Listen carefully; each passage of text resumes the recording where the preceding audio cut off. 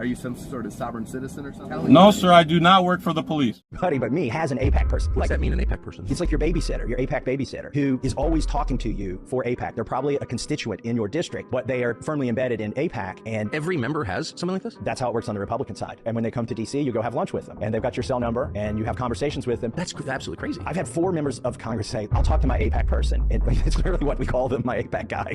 I'll talk to my APAC guy and see if I can get him to dial those ads back. Why have I never heard this before? Why would they want to tell their constituents that they've basically got a buddy system with somebody who's representing a foreign country? It doesn't benefit the congressman for people to know that, so they're not going to tell you that.